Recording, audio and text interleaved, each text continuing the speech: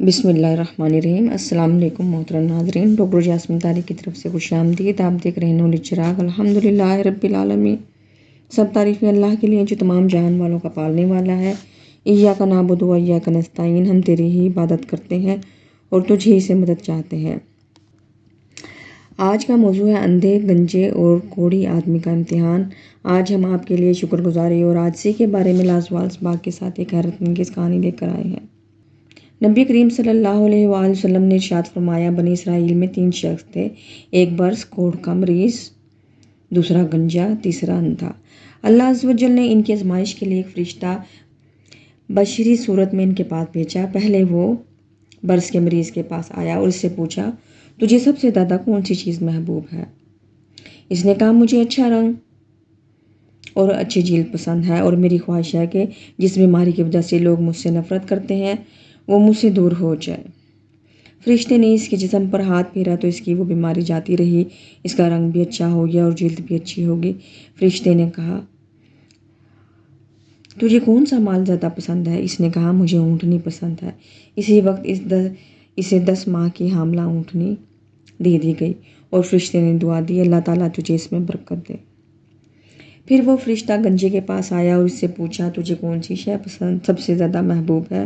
اس نے کہا، مجھے خوبصورت بال زیادہ پسند ہے اور میں چاہتا ہوں کہ جس چیز کی وجہ سے لوگ مجھ سے گھن کھاتے ہیں، مجھ سے دور ہو جاتے ہیں، مجھے پسند نہیں کرتے۔ فرشتے نے کہا، اس پر ہاتھ پھیرا تو اس کی وہ شے جاتی رہی جس سے لوگ گھن کھاتے تھے اور اس پر بہترین بال آ گئے۔ فرشتے نے پوچھا، تجھے کون سا مال زیادہ پسند ہے؟ اس نے کہا، مجھے گائیں بہت پسند ہے۔ چنانچہ اسے ایک گھاون گائے دے دی گئی۔ فرشتے نے اس کے لیے دعا کی، اللہ تعالیٰ تیرے لیے اس میں برکت دے۔ پھر فرشتہ اندھے کے پاس آیا، اسے کہا، تجھے سب سے زیادہ کون سی چیز محبوب ہے؟ اس نے کہا، مجھے یہ پسند ہے کہ اللہ عز و جل میری بینائی مجھے واپس کر دے تاکہ میں لوگوں کو دیکھ سکوں۔ فرشتے نے اس پر ہاتھ پھیرا تو اس کی آنکھیں روشن ہو گئیں۔ پھر اس نے پوچھا، تجھے کون سا مال زیادہ محبوب ہے؟ اس نے کہا، بکریاں۔ چنانچہ اسے ایک گاون بکری دے دی گئی۔ اب اونٹنی، گائے اور بکری نے بچے دینا شروع کیے۔ کچھ ہی عرصے میں ان کے جانور اتنے بڑھ گئے کہ ان کے اونٹوں اور دوسرے کی گایوں اور تیسرے کی بکریوں سے ایک پوری وادی بھر گئی۔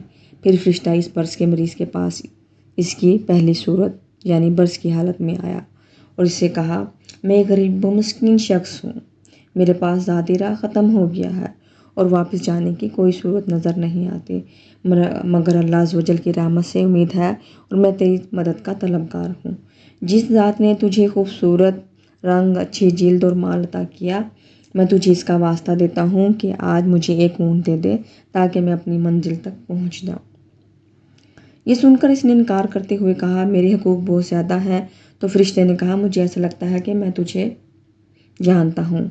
کیا تو وہی ہے جس کو کوڑ کی بیماری لاحق تھی اور لوگ تجھ سے نفرت کیا کرتے تھے اور تو فقیر و محتاج تھا، پھر اللہ عز و جل نے تجھے مال عطا کیا؟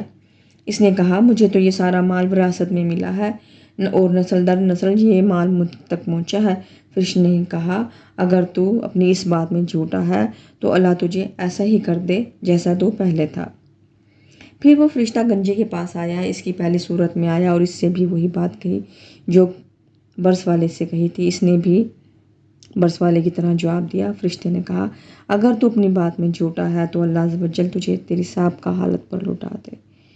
پھر وہ فرشتہ